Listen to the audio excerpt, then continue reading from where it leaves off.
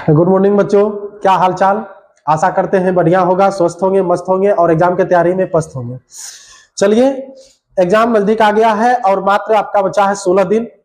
16 दिन में हम महातांडव चैप्टर बाय चैप्टर ऑब्जेक्टिव और सब्जेक्टिव लेकर आए हुए हैं। तो एक दिन में 16 दिन है और 16 दिन में प्रत्येक दिन आपका प्रत्येक चैप्टर, एक चैप्टर का सब्जेक्टिव और ऑब्जेक्टिव का आंसर लेकर के आएंगे। तो आप अच्छे ढंग से इसको उतार करके याद कर ले ताकि आपका एग्जाम में बहुत कारगर साबित हो। तो चलिए देर ना करते हुए क्लास की ओर चलते हैं।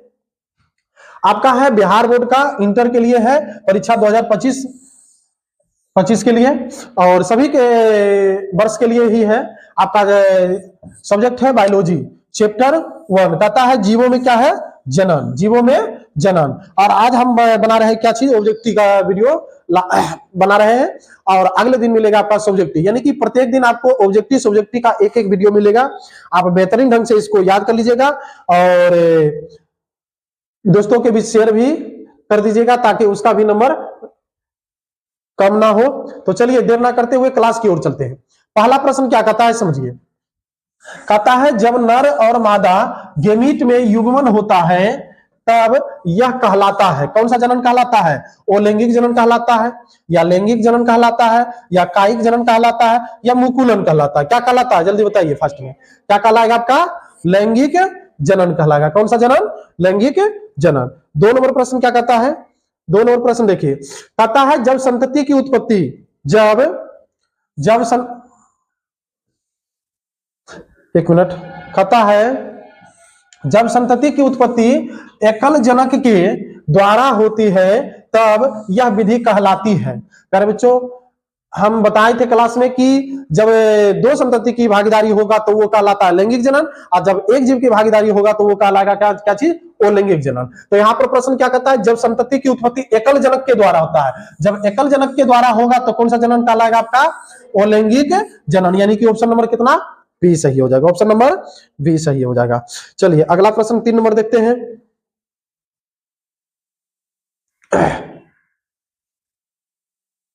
3 नंबर प्रश्न क्या कहता है, कहता है मुकुलन द्वारा जनन किसमें होता है, मुकुलन द्वारा जनन किसमें होता है, केलेमाइडोमोनस में होता है, पेनिसिलियम में होता है, ईस्ट में होता है, इनमें से सभी में होता है। तो किसमें होता है प्यारे बच्चों, ईस्ट में होता है। यानी कि ऑप्शन नंबर कितना सही हो जाएगा आपका, सी हो जाएगा। ऑप्शन नंबर कितना सही, सी नंबर। 4 नंबर प्रश्न क्या कहता है, कहता है बिना निषेचन के फल बनने की प्रक्रिया को क्या कहते हैं, बिना निषेचन के फल बनने की प्रक्रिया को क्या कहते हैं, पॉलीकार्पिक कहलाता है, पार्थेनोकार्पिक कहलाता है, होमोकार्पिक कहलाता है या इनमें से कोई नहीं कहलाता है। तो क्या कहलाता है, बिना निषेचन के फल बनने की प्रक्रिया को हम क्या कहते हैं प्यारे बच्चों, पार्थेनोकार्पिक कहते हैं। यानी कि ऑप्शन नंबर कितना सही हो गया आपका, बी हो गया। ऑप्शन नंबर कितना, बी हो गया। अगला प्रश्न क्या कहता है, 5 नंबर प्रश्न कहता है कि द्विखंडन किसमें पाया जाता है, आपका ए अमीबा में, बी पैरामीशियम में, सी जलकुंभी में, डी अमीबा तथा पैरामीशियम दोनों में पाया जाता है। किसमें पाया जाता है बताइए, द्विखंडन किसमें पाया जाता है, आपका अमीबा तथा पैरामीशियम दोनों में पाया जाता है। किसमें पाया जाता है, अमीबा तथा पैरामीशियम दोनों में पाया जाता है। 6 नंबर प्रश्न क्या कहता है, कहता है एक पुंजक, क्या कहता है कि एक पुंजक कलोन के संबंध में निम्नलिखित में से कौन सा सही है। पहले याद कीजिए हम कलोन किसे कहेंगे, बताए थे कि जब अलैंगिक जनन के द्वारा जो संतान उत्पन्न होता है उसको हम कलोन कहते हैं या तो एक पुंजक कहते हैं। अलैंगिक जनन के द्वारा जो संतान उत्पन्न होता है उसको हम कलोन या एक पुंजक कहते हैं। कलोन के बारे में हम बताए थे कि जैसा अलैंगिक जनन के बारे में बताए थे क्या, कि जैसा बाप होता है वैसा बेटा, यानी कि आनुवांशिक रूप से और आकारकीय रूप से दोनों क्या होता है, जनक के समान होता है। जनक के कैसा होता है, समान होता है। तो यहाँ कह रहा है प्रश्न के एक पुंजक कलोन के संबंध में निम्नलिखित में कौन सही है। तो आपका क्या होगा प्यारे बच्चों, आकारकीय तथा आनुवांशिक रूप से समान होता है। यानी कि ऑप्शन नंबर कितना सही हो जाएगा आपका, सी सही होगा। ऑप्शन नंबर सी सही होगा। 7 नंबर प्रश्न क्या कहता है, 7 नंबर प्रश्न है, कहता है किसमें जनक कोशिका 2 में विभक्त होकर नए जीव को जन्म देती है, किसमें जनक कोशिका 2 में विभक्त होकर नए जीव को जन्म देते हैं। किसमें होगा? मोनेरा में होगा, प्रोटिस्टा में होगा, या ए और बी दोनों में होगा, या पुष्पी पौधा में होगा। तो किसमें होगा प्यारे बच्चों? 7 का क्या हो जाएगा आपका आंसर? 7 का हो जाएगा आपका सी, यानी ए और बी, यानी कि मोनेरा और प्रोटिस्टा दोनों में होता है। ठीक। 8 नंबर प्रश्न क्या कहता है? जेम्यूल बनते हैं, जेम्यूल बनते हैं। 8 नंबर प्रश्न कहता है जेम्यूल बनते हैं, किसमें बनता है? स्पंज में बनता है, हाइड्रा में बनता है, या पेनिसिलियम में बनता है, या कोनिडिया में बनता है? तो जेम्यूल जो बनता है प्यारे बच्चों वो स्पंज जिला में बनता है, स्पंज जिला में बनता है, यानी कि ऑप्शन नंबर कितना हो जाएगा आपका? ए हो जाएगा, यानी कि स्पंज में बनता है। ठीक। अगला प्रश्न क्या कहता है? 9 नंबर कहता है किसे बंगाल का आतंक कहा जाता है? किसे बंगाल का आतंक कहा जाता है? तो बंगाल का आतंक को किसको कहा जाता है? ब्रायोफिलम को, जलकुंभी को, ओगेव को, केला को। तो बंगाल को आतंक प्यारे बच्चों कहा जाता है किसको? जलकुंभी को कहा जाता है। किसको कहा जाता है? जलकुंभी। इसी पर एक और प्रश्न आता है कि कौन पानी में उगकर, कौन जल में उगकर ऑक्सीजन को खींच लेता है? तो उसका भी क्या हो जाएगा आपका प्यारे बच्चों? जलकुंभी हो जाएगा। तो चलिए अगला प्रश्न की ओर चलते हैं। 10 नंबर प्रश्न कहता है इनमें कौन ठहरे हुए पानी में उगकर ऑक्सीजन खींच लेता है? अभी जस्ट बताए थे प्रश्न, ऑक्सीजन खींच लेता है। तो कौन खींच लेता है प्यारे बच्चों? जलकुंभी, यानी कि ऑप्शन नंबर कितना? ए हो जाएगा। ऑप्शन नंबर कितना? ए हो जाएगा। अगला प्रश्न क्या कहता है? 11 नंबर कहता आम के फल में खाने वाला भाग है, आम के फल में खाने वाला भाग है कहता है बाह्य फल भित्ति, मध्य फल भित्ति, अंतः फल भित्ति, इनमें से कोई नहीं। तो जो आम के फल है उसमें खाने वाला भाग क्या होगा? जल्दी बताइए। फर्स्ट में क्या हो जाएगा आपका? मध्य फल भित्ति होना चाहिए। क्या होना चाहिए? मध्य फल भित्ति होना चाहिए। अगला प्रश्न क्या कहता है? कहता है समसूत्री विभाजन होता है, समसूत्री विभाजन होता है। समसूत्री विभाजन किसमें होता है? कायिक कोशिका में, जनन कोशिका में, ए और बी दोनों में, या इनमें से कोई नहीं। तो समसूत्री विभाजन होता है प्यारे बच्चों किसमें होता है? आपका कायिक कोशिका में, यानी कि ऑप्शन नंबर सही कितना हो गया आपका? ए हो गया। ऑप्शन नंबर ए सही है। 13 नंबर प्रश्न क्या कहता है? किसमें आंतरिक निषेचन, किसमें आंतरिक निषेचन नहीं होता है? पक्षी में, मेढक में, स्तनपायी में, या इनमें से कोई नहीं? तो किसमें आंतरिक निषेचन नहीं होता प्यारे बच्चों? तो मेढक में आंतरिक निषेचन नहीं होता है, आंतरिक निषेचन मेढक में नहीं होता है। 14 नंबर प्रश्न क्या कहता है? द्विखंडन एक प्रकार का है, द्विखंडन एक प्रकार का है, क्या है? कायिक प्रवर्धन, ओलैंगिक जनन, लैंगिक जनन, इनमें से कोई नहीं। जब हम पढ़ा रहे थे ओलैंगिक जनन तो बताए थे कि ओलैंगिक जनन कई प्रकार का होता है, विखंडन होता है, विखंडन होता है, मुकुलन होता है, आपका क्या कहते हैं पुनरुद्भवन होता है, कायिक प्रवर्धन होता है। तो यहाँ पर कह रहा है विखंडन, द्विखंडन कह रहा है। तो विखंडन में हम बताए थे कि विखंडन को 2 भाग में बांटा गया, किसमें? द्विखंडन और बहुविखंडन। तो यहाँ द्विखंडन कौन सा जनन के अंतर्गत आएगा? आपका ओलैंगिक जनन के अंतर्गत आएगा। कौन सा जनन के अंतर्गत? ओलैंगिक जनन के अंतर्गत। 15 नंबर प्रश्न क्या कहता है कि ऐसा कौन सा पौधा है इनमें से पूरे जीवन काल में एक ही बार पुष्पित होते हैं? यानी ऐसा कौन सा पौधा है जो पूरे जीवन काल में एक बार पुष्प खिलता है? बताइए कौन सा पौधा होगा? बांस होगा। पूरे जीवन काल में एक बार पुष्प खिलने वाला पौधा कौन सा होगा? बांस होता है। ठीक। अगला प्रश्न क्या कहता है? 16 नंबर कहता है विखंडन किसमें पाया जाता है? विखंडन किसमें पाया जाता है? तो जलकुंभी में, कमल में, अमीबा में, सर्प में। तो विखंडन किसमें पाया जाता है? जल्दी बताइए। फर्स्ट में किसमें पाया जाएगा? आपका अमीबा में पाया जाता है। किसमें पाया जाता है? अमीबा में पाया जाता है विखंडन। ठीक। चलिए 17 नंबर प्रश्न देखते हैं। कहता है लीची का खाया जाने वाला भाग कहलाता है, लीची का खाया जाने वाला भाग कहलाता है, क्या कहलाता है? टेगमेन, भ्रूणपोष, अध्यावरण, या बीज चोल। तो लीची का खाया जाने वाला भाग कहलाता है कैसा? क्या कहलाता है? आपका बीज चोल कहलाता है। क्या कहलाता है? बीज चोल कहलाता है। अगला प्रश्न क्या है? 18 नंबर कहता है बिना निषेचन के फल निर्माण को क्या कहते हैं? आपका अपयुग्मन कहते हैं, ओसंग जनन कहते हैं, अनिषेक जनन कहते हैं, या इनमें से कोई नहीं? कहता बिना निषेचन के फल निर्माण को क्या कहते हैं, तो अनिषेक जनन कहते हैं। क्या कहते हैं, अनिषेक जनन, यानी कि 18 का कितना नंबर सही हो गया, सी हो गया।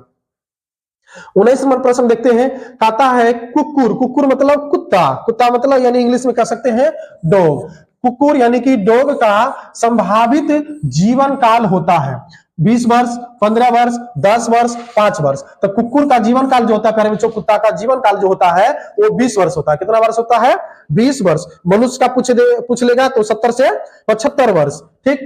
अगला प्रश्न क्या कहता है, रात में खिलने वाले पुष्प साधारणतः होते हैं, जो रात में जो फूल खिलते हैं, रात में खिलने वाले पुष्प साधारणतः होते हैं। तो रात में जो फूल खिलते हैं प्यारे बच्चों वो कैसा होता है, हल्का होता है, छोटा होता है, चमकीले, क्या कहते हैं, चमकीले रंग का होते हैं, या इनमें से कोई नहीं।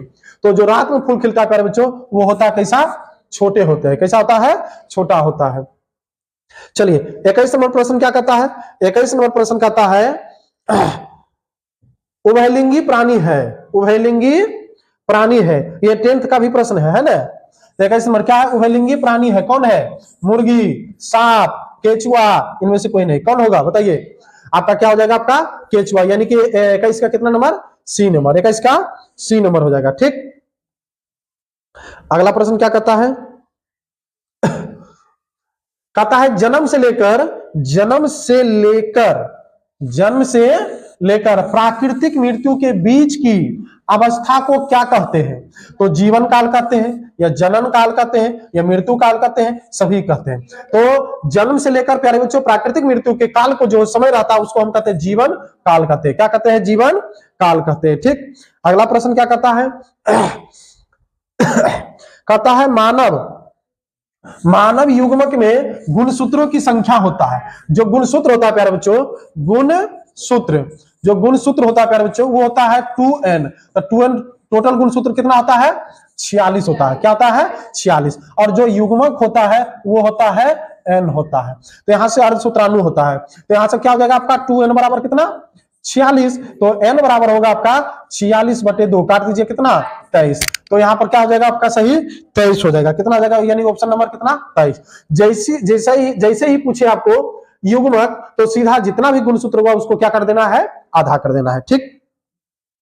अगला प्रश्न क्या कहता है, 24 नंबर देखिए, कहता है मानव मादा में अंडे का निषेचन कहां होता है, अंडाशय में, गर्भाशय में, योनि मार्ग में, फेलोपियन नलिका में। तो कहां होता है प्यारे बच्चों, फेलोपियन नलिका में होता है। कहां होता है, फेलोपियन नलिका में होता है। 25 नंबर कहता है प्रकंद का एक उदाहरण है, प्रकंद का एक उदाहरण है, कौन है, लहसुन है, नींबू है, अदरक है, प्याज है। तो प्रकंद का एक उदाहरण क्या होगा आपका प्यारे बच्चों, अदरक होगा। क्या होगा, अदरक। अभी तक जो भी हमारे चैनल को सब्सक्राइब नहीं किया है चैनल को सब्सक्राइब कर ले। आप साइंस का सारा सब्जेक्ट देखने के लिए एमकेएस साइंस क्लासेस को यूट्यूब पे जाके सर्च कर लीजिए, और स्पेशल बायोलॉजी का क्लास करने के लिए बायोलॉजी विथ मुन्ना सर जाके यूट्यूब पर सर्च कर ले, और साथ ही लाइक कर ले और दोस्तों के बीच शेयर करना ना भूले। चलिए अगले प्रश्न देखते हैं। 26 नंबर प्रश्न क्या कहता है, 26 नंबर प्रश्न कहता है प्यारे बच्चों कि इनमें कहता है इनमें किस पौधों की पत्ती के कटे किनारों से अपस्थानिक कलिकाएं उत्पन्न हो जाती है। किससे होता है, अदरक से होता है, केला से होता है, डहेलिया से होता है, या ब्रायोफिलम से होता है। किससे होता है, जल्दी फटाफट कमेंट के माध्यम से बताते चलिए। आपका किससे हो जाएगा, आपका ब्रायोफिलम से हो जाएगा। किससे होगा, ब्रायोफिलम, यानी कि 26 का कितना, डी हो जाएगा। 27 नंबर प्रश्न क्या कहता है, कहता है किसमें 12 वर्ष में सिर्फ एक बार पुष्प खिलते हैं। यानी कि जीवन काल में पूरे जीवन काल में एक बार पुष्प खिलने वाला बांस, और 12 वर्ष में पुष्प खिलने वाला कौन है, सूर्यमुखी, बरगद, नीला कुरंजी, महुआ। तो क्या हो जाएगा आपका, नीला कुरंजी हो जाएगा। यानी कि ऑप्शन नंबर कितना सही हो जाएगा आपका, सी हो जाएगा। ये 12 वर्ष में एक बार फूल खिलता है, कौन सा हो जाएगा, नीला कुरंजी।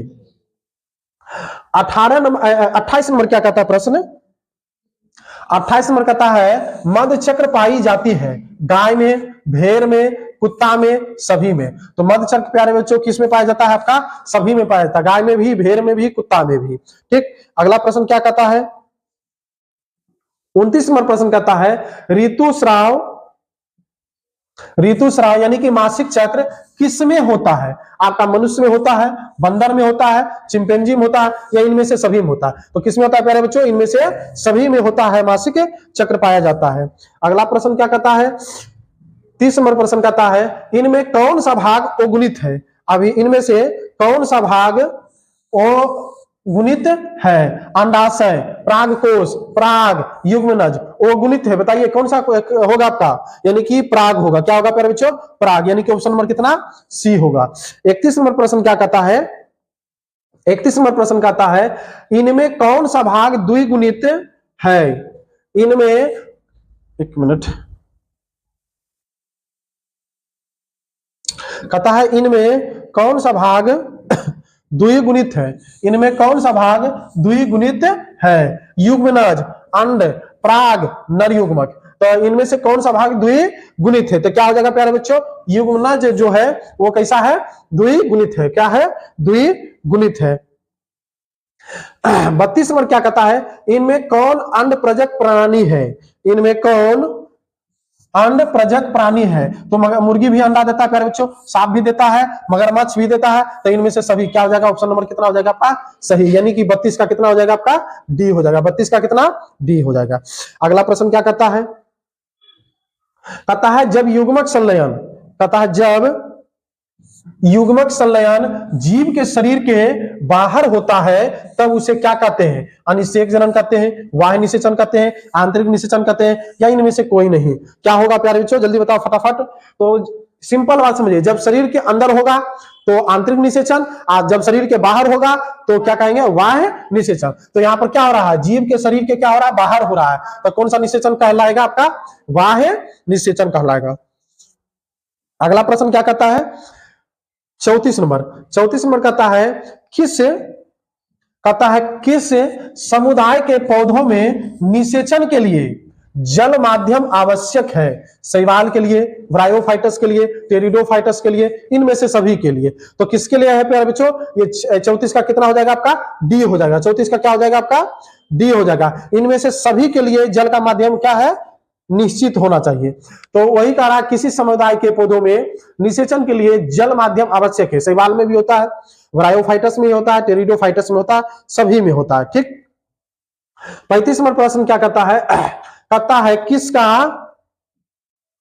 किसका पादप का है वो गुणित होता है? किसका पादप का है वो गुणित होता है? शैवाल का, कवक का, ब्रायोफाइटस का, या इनमें से सभी? तो किसका हो जाएगा प्यारे बच्चों? इनमें से सभी का होता है। पादप का क्या होता है? वो गुणित होता है, यानी कि ऑप्शन नंबर कितना? डी हो जाएगा। ऑप्शन नंबर कितना? डी होगा। अगला प्रश्न क्या है? कहता है द्विलिंगी प्राणी के उदाहरण है। द्विलिंगी प्राणियों के उदाहरण है। कौन है? स्पंज, टेपवर्म, जोक, इनमें से कोई नहीं। द्विलिंगी प्राणी को उभयलिंगी भी कहते हैं। द्विलिंगी प्राणी को क्या कहते हैं? उभयलिंगी भी कहते हैं। तो कौन हो जाएगा प्यारे बच्चों? स्पंज भी होगा, टेपवर्म भी होगा, जोक भी होगा। इसलिए ऑप्शन नंबर कितना सही हो जाएगा आपका? डी हो जाएगा। ऑप्शन नंबर सही कितना? डी हो जाएगा। अगला प्रश्न क्या कहता है? कहता है इनमें कौन उभयलिंगाश्रयी है? इनमें से कौन उभयलिंगाश्रयी है? नारियल, पपीता, खजूर, नींबू। उभयलिंगाश्रयी मतलब जस्ट बताएं द्विलिंगी क्या कहलाता है? ये द्विलिंगी कहलाता है ना, लिंगी कहलाता है। तो कौन होगा प्यारे बच्चों? नारियल होगा। क्या होगा? नारियल। अगर पूछ ले निम्नलिखित में से कौन एक लिंगी है तो आपका क्या हो जाएगा? आपका पपीता, खजूर, ये सब हो जाएगा। ठीक। चलिए अगले प्रश्न की ओर चलते हैं। 38 नंबर प्रश्न क्या कहता है? 38 नंबर प्रश्न क्या कहता है? पेनिसिलियम में प्रजनन होता है। पेनिसिलियम में प्रजनन होता है कलिका द्वारा, विखंडन द्वारा, जेम्यूलस द्वारा, कोनिडिया द्वारा। तो क्या हो जाएगा प्यारे बच्चों? 38 नंबर का हो जाएगा आपका डी, कोनिडिया द्वारा होता है। किसके द्वारा होता है? कोनिडिया द्वारा होता है। अगला प्रश्न देखते हैं। 39 नंबर क्या कहता है? कहता है मानव नर में शुक्राणु भंडारण किस जनन अंग में होता है? शीशन में होगा, या शुक्रवाहिका में होगा, एपिडिमिस में होगा, या वृषण में होगा? तो कहां होता है प्यारे बच्चों शुक्राणु का भंडारण? एपिडिमिस में होता है। कहां होता है? एपिडिमिस में होता है। और लास्ट प्रश्न आपका है 40 नंबर। क्या है प्रश्न? आपका लास्ट प्रश्न है 40 नंबर, कहता है युग्मक जनन में बनता है, युग्मक जनन में बनता है, केवल नर युग्मक बनता है, केवल मादा युग्मक बनता है, नर तथा मादा दोनों युग्मक बनता है, या इनमें से कोई नहीं बनता है। तो प्यारे बच्चों, युग्मक जनन में जो बनता है वो नर और मादा युग्मक दोनों बनता है। जो भी हमारे चैनल को अभी सब्सक्राइब नहीं किए हैं, जाके चैनल को सब्सक्राइब कर ले, एमकेएस साइंस क्लासेस को। और बायोलॉजी का स्पेशल देखने के लिए आप चले जाइए बायोलॉजी विद मुन्ना सर को, जाकर के सब्सक्राइब कर ले, फॉलो कर ले, और साथ ही दोस्तों के बीच शेयर करना ना भूले। और वीडियो को लाइक कमेंट के माध्यम से बताइए आपको कैसा लगा क्लास। और मिलते हैं अगले वीडियो और अगले क्लास के साथ। तब तक के लिए जय हिंद।